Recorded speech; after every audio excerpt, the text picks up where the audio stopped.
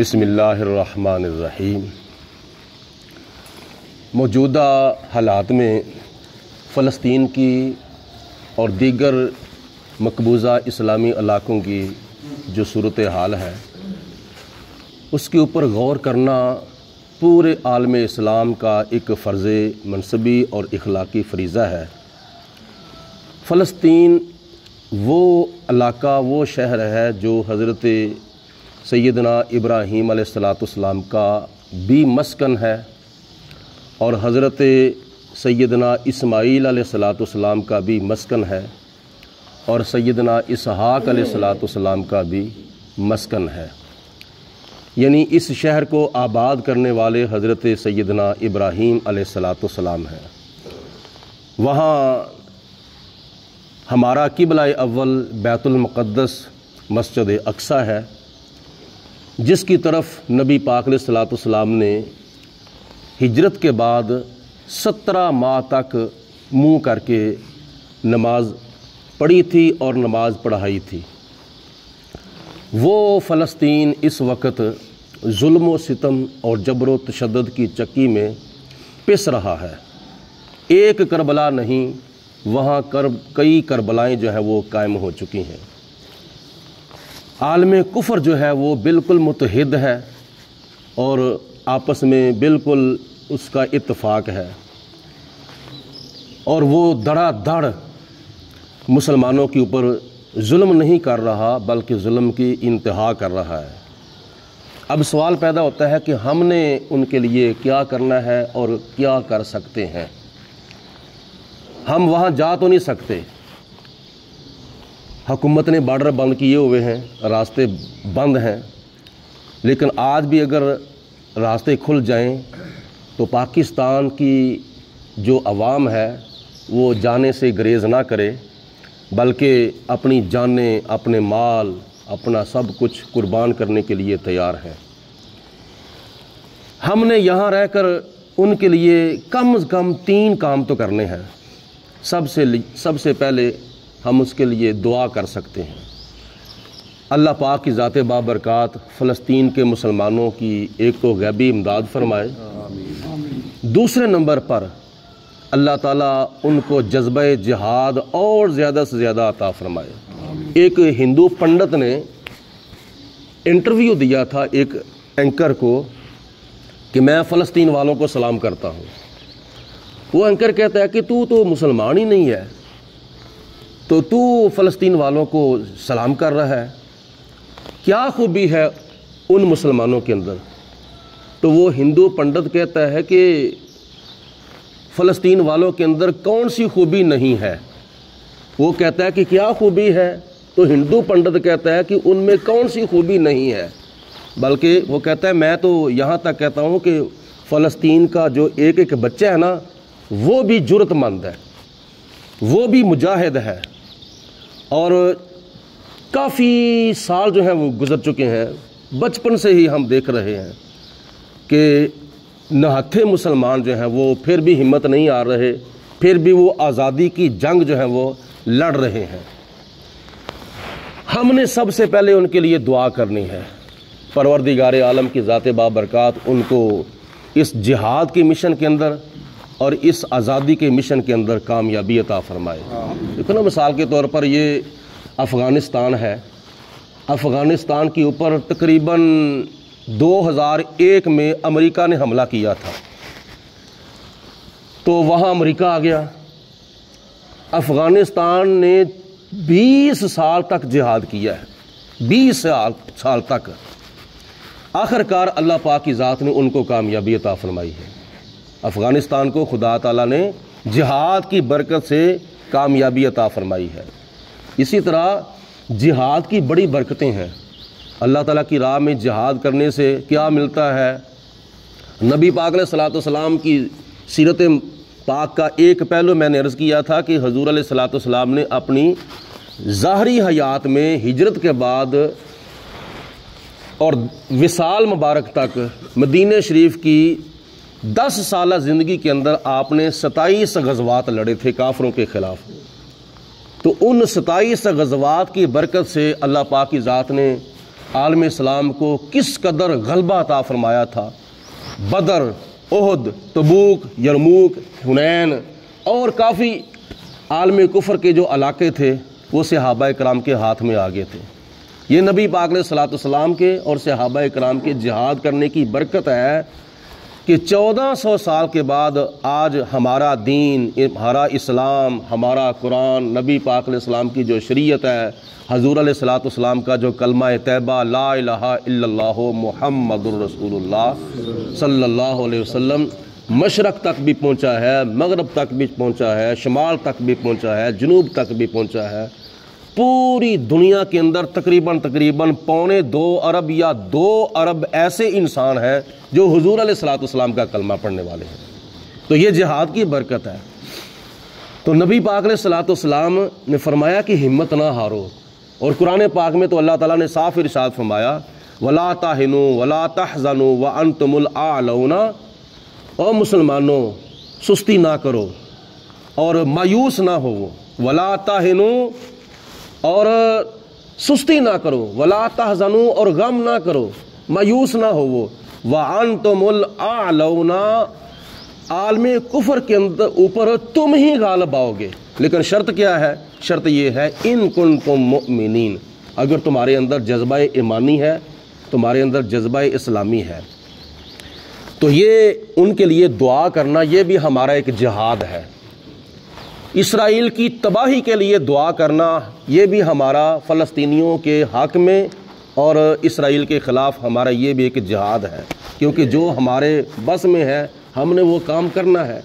تو دعا جو ہے یہ اللہ پاک کی ذات کبھی نہ کبھی قبول فرمائے گی، کسی نہ کسی وقت اللہ تعالیٰ اس کی قبولیت کا ظہور فرمائے گا۔ دعا کی بڑی برکتیں ہیں۔ مسلمان کے لیے دعا جب مانگتا ہے نا تو اس کی قبولیت یقیناً ہو جاتی ہے، لیکن اس کی قبولیت کا جو ظہور ہے وہ علم الہی میں ہوتا ہے۔ یہ ضروری نہیں ہے کہ جب کسی وقت بھی دعا مانگی جائے تو اسی وقت قبول ہو جائے، اس کی قبولیت کا ظہور بھی ہو جائے۔ یہ اس میں اللہ تعالیٰ کی بے شمار حکمتیں ہوتی ہیں۔ مثال کے طور پر خواب کسی کو آتا ہے نا، اچھا خواب، پیارا خواب، سونا خواب، خوبصورت خواب، خوشخبری والا خواب، تو اس کا مطلب یہ نہیں کہ وہ اٹھتے ہی اس کا خواب جو ہے وہ پورا ہو جائے۔ اس کا خواب جو ہے وہ دوسرے دن بھی پورا ہو سکتا ہے، تیسرے دن بھی، ہفتے بعد بھی، مہینے بعد بھی، سال بعد بھی، اور کئی سال بھی لگ سکتے ہیں خواب پورا ہونے میں۔ یہ اللہ تعالیٰ کی حکمتیں ہیں۔ قرآن پاک میں اللہ تعالیٰ نے کئی خواب بیان فرمائے ہیں، اللہ کے نبیوں کے خواب بیان فرمائے ہیں۔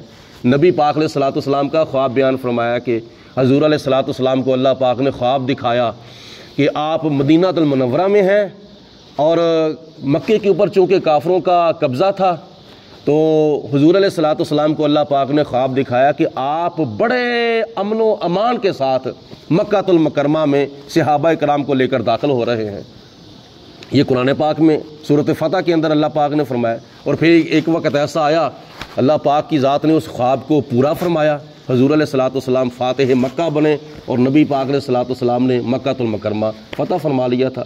یہ خواب پورا ہو گیا، اس کا ظہور بھی ہو گیا۔ یوسف علیہ الصلوۃ والسلام کو بچپن میں خواب آیا تھا کہ مجھے 11 ستارے اور 1 چاند اور 1 سورج سجدہ کر رہے ہیں۔ اذ قال یوسف لابیہ یا اباتی، اس وقت کو یاد کرو جب یوسف علیہ الصلوۃ والسلام نے اپنے باپ سے عرض کی کہ اے میرے باپ، میں نے خواب دیکھا ہے کہ مجھے 11 ستارے سجدہ کر رہے ہیں اور چاند اور سورج سجدہ کر رہے ہیں، لیکن پورا کب ہوا؟ بعض روایات کے مطابق 40 سال کے بعد تخت مصر کے اوپر یہ خواب پورا ہوا تھا۔ تو انشاءاللہ تعالی یہ خواب کبھی نہ کبھی عالم اسلام کا پورا ہوگا۔ جو مسلمان دن رات اپنے فلسطینی مسلمانوں کے لیے دعائیں کرتے ہیں، اور پاکستان کے لیے بھی دعائیں کی گئی تھیں۔ سن 1947 سے پہلے، کافی سال پہلے تحریک پاکستان جب چلتی تھی تو آخرکار مسلمان جو تھے، مرد اور عورتیں، بچے بوڑھے جوان مسلح بچھا کر، آپ نے یہ سنا ہے کہ ماہ رمضان المبارک کی 27ویں رات کو اللہ پاک کی ذات نے ہمیں ملک پاکستان عطا فرمایا تھا۔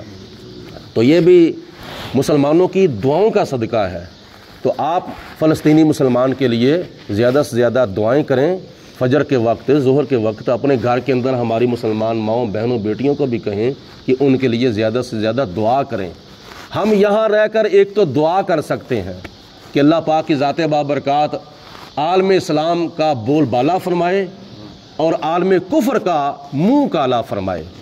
اور یہ اقوام متحدہ اس وقت وہ بالکل ان کی آنکھیں بند ہو چکی ہیں، بلکہ اقوام متحدہ کی بعض ایسی تنظیمیں ہیں وہ کتوں اور بلیوں کے حقوق کا خیال کرتے ہیں۔ کتوں اور بلیوں کے حقوق کے تحفظ کے لیے انہوں نے تنظیمیں بنائی ہوئی ہیں۔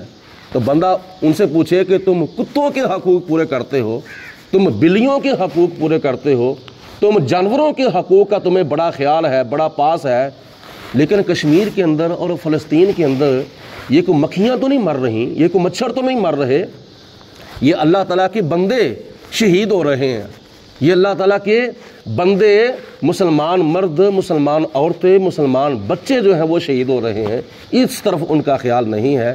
لیکن ہمارا اس میں بہت بڑا قصور یہ ہے کہ ہمارے حکمران جو ہیں وہ بے حس ہو چکے ہیں، لاپرواہ ہو چکے ہیں، بے درد ہو چکے ہیں، ڈرپوک ہو چکے ہیں، بزدل ہو چکے ہیں، اور وہ اپنے حال کے اندر اور اپنے مال کے اندر مست ہو چکے ہیں، مست نہیں بلکہ بد مست ہو چکے ہیں۔ یہ ہمارا فرض منصبی ہے کہ اگر ایک بندہ کلمہ پڑھتا ہے ادھر، ایک کلمہ پڑھتا ہے ادھر، علامہ اقبال نے کہا ہے کہ ایک مشرق کے اندر کلمہ پڑھ رہا ہے، ایک مغرب کے اندر کلمہ پڑھ رہا ہے، مشرق کے اندر کلمہ پڑھنے والے کو جب کانٹا چبھتا ہے تو دوسرے مسلمان کے کلمہ پڑھنے کا تقاضا یہ ہے کہ تکلیف اس کو ہونی چاہیے، اخوت اس کو کہتے ہیں، چبھے کانٹا جو کابل میں تو ہندوستان کا ہر پیرو جوان بےتاب ہو جائے۔ میں نے آج آپ کو ایک کام بتایا ہے، کیا کرنا ہے؟ ان کے لیے دعا کرنی ہے، اور اللہ تعالیٰ کی بارگاہ میں یہ بھی دعا ہے کہ خدا تعالیٰ ان کے حق میں ہماری دعائیں قبول فرمائے۔ تو دو کام اور ہیں جو ہم نے فلسطین والوں کے لیے کرنے ہیں، ان میں سے ایک کام کا ذکر جو ہے وہ کل کے درس قرآن میں عرض کروں گا۔ اللہ پاک عمل کی توفیق عطا فرمائے۔ صلاۃ و سلام علیک یا سیدی یا رسول اللہ وعلی آلک و صحابک یا سیدی یا حبیب اللہ، صلاۃ و سلام علیک یا رحمۃ للعالمین وعلی آلک و صحابک یا رحمۃ للعالمین۔ اللہم صلی علی سیدنا و مولانا محمد معدن الجود والکرم وآلہ وصحابہ وبارک وسلم۔ قوت عشق سے ہر پست کو بالا کر دے، دہر میں اسم محمد سے اجالا کر دے۔ تمنا ہے کہ اس دنیا میں کوئی کام کر جائیں، اگر کچھ ہو سکے تو خدمت اسلام کر جائیں۔ یہی ہے آرزو تعلیم قرآن عام ہو جائے، کہ ہر پرچم سے اونچا پرچم اسلام ہو جائے۔ الہی بحق محمد رسول دعا گناہ گاروں کی کرنا قبول۔ یا پروردگار عالم نبی پاک علیہ الصلوۃ والسلام کی ساری امت پر رحم و کرم فرما۔ یا اللہ پاک نبی پاک علیہ الصلوۃ والسلام کی امت کی خیر فرما، فلسطین والوں کی خیر فرما، فلسطین والوں کو اور زیادہ جذبہ جہاد عطا فرما۔ یا اللہ پاک ان کو اپنے جہاد کے مشن میں اور اپنی آزادی کے مشن میں کامیابیاں عطا فرما۔ یا پروردگار عالم اسرائیل کو نیست و نابود فرما۔ یا رب العالمین نبی پاک علیہ الصلوۃ والسلام کے وسیلہ جلیلہ سے جتنے بھی مقبوضہ اسلامی علاقے ہیں، یا اللہ پاک ان علاقوں کو غیر مسلم کے جبر و تشدد سے آزاد فرما۔ کشمیر کے مسلمانوں کو آزادی عطا فرما، فلسطین کے مسلمانوں کو آزادی عطا فرما۔ یا پروردگار عالم ہم سب کو مرتے وقت کلمہ پڑھنا نصیب فرما، ہمیں استقامت عطا فرما، اپنے دین ایمان کے اوپر یا اللہ پاک ثابت قدمی اختیار کرنے کی توفیق عطا فرما، زندگی شان کی عطا فرما، موت ایمان کی عطا فرما۔ یا پروردگار عالم نبی پاک علیہ الصلوۃ والسلام کی توفیل پوری دنیا پر اسلام کو غلبہ اور فوقیت عطا فرما۔ صلی اللہ تعالی علی خیر خلقہ محمد و آلہ و صحابہ اجمعین برحمتک یا ارحم الراحمین۔